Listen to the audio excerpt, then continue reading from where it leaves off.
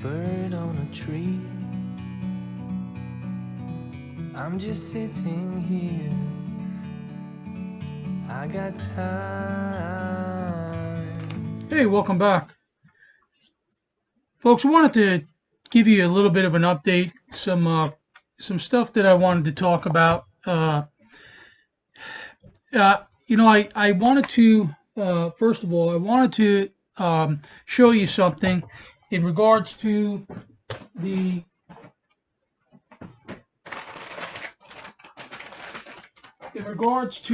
ammo, long-term ammo preparation that we've done videos on. Many of you know that we did ammo in Mylar bags as a long-term preparation storage. There is I guess a problem or an issue that is now becoming more prevalent with those of us that have put enough ammunition away in case of a shortage or a need, unfortunately a need to use it. Many of us are finding our ammo oxidized in real bad condition.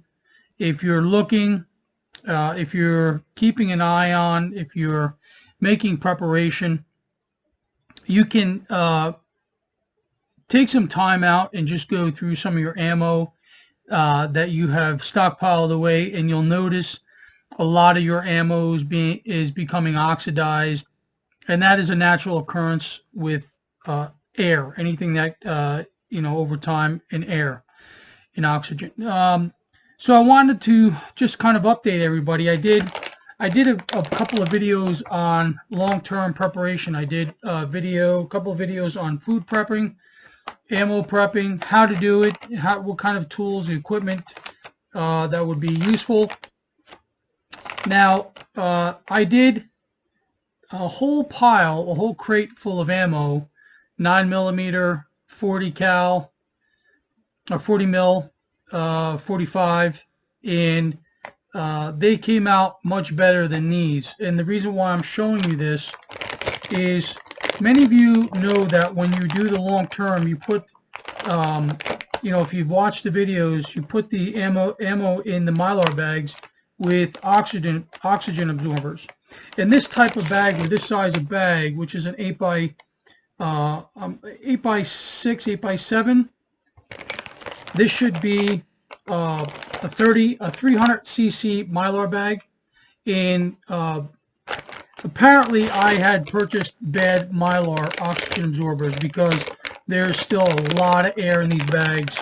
And so I'm going to, at some point in time, order some more Mylar, 300cc Mylar oxygen absorbers, and redo. It looks like I've got about 20 Mylars full of ammo. Like this is 9mm. This is also 2 boxes of 9mm, 115 grain. But you can see the oxygen in this one really pulled. This one pulled in a lot of oxygen because you can see it sucking in.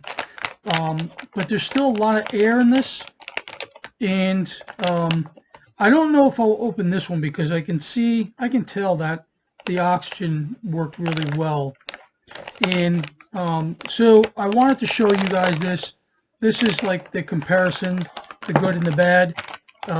If you still have a lot of air in the bag, that means your absorbers, like you can see it pulled in a little bit. So you do have a seal, but your absorbers didn't work correctly. So they were probably old, even though I bought them new. They were probably old, and the manufacturer or the person that I ordered them from must have had sent me a bad package of oxygen absorbers. So I guess the question would be, make sure when you order your oxygen absorbers, you check the feedback.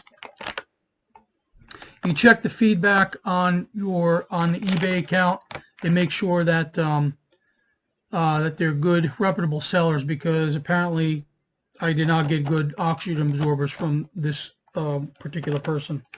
So again, you know, the good and the bad. This one I think is good enough. One, because I'm kind of grateful. If this would have pulled in anymore, it would have probably broke the seal in these corners. So I think this is going to work for what I want, which is I want to keep these rounds away from any oxygen. And I'm talking, if it's done right, you can have, with these Mylar bags, ammo could be stored up to 20 years, maybe even more, depending on the temperature. If you can keep your ammo stored in a 50-degree type of climate, it'll really give you a longer, maybe 25 years. So I wanted to share that with you, and I wanted to talk to you guys a little bit about this stimulus bill that actually the stimulus bill that we've been hearing, that's been released through Congress and made it to President Trump's desk. For many of you, I want to see if I can put this in front of you. Maybe you can just do a snapshot and you can get an idea of what's going on here. This is where this bill, all the money is going to. So if you want to do a snapshot of this, you can kind of keep it and just hash over it. This is why so many of us are beside ourselves with the government. And it is not only, or I should say the swamp, it is not just Democrats alone, but we're finding that Republicans are also made themselves, exposed themselves as traitors and a part of the swamp. And so, you know, for many of you, it's like, okay, the Kennedy Center, the Smithsonian, the National Art Gallery and Art and Humanity, and the Wilson Center, you're talking, you know, billions of dollars. You're talking just the upper portion here is over almost $2 billion in this area, if I'm looking at it correctly. I mean, Egypt is getting $1,300,000,000. Sudan, 700 million. Ukraine, $453 million. Look at Burma is getting $1.35 billion.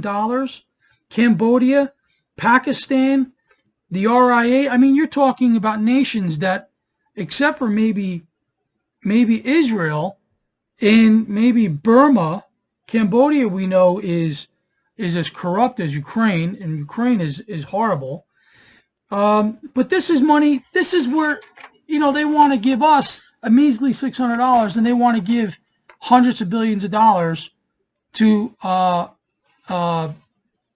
people, organizations that do nothing for the general population of our country. And I think it's pretty clear what their agenda is. I think it's pretty clear what they're trying to do and what they're going to do if we don't win the White House and we don't win the Senate. So I want to kind of just show you some of the information of where all this money is, where they're going to try to get all this money and give all this money to. And so I wanted to make this clear to many of you that are here that would understand why so many of us are upset. So I just wanted to bring that quick video update to you. Folks, I'm going to try to come on a regular basis with more things that I've been doing and things that I think would be good ideas for you. Until then, all of you have a Merry Christmas, and we'll see you before the new year.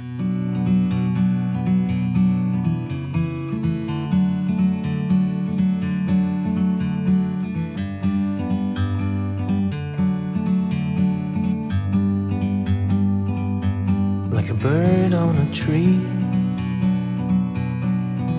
I'm just sitting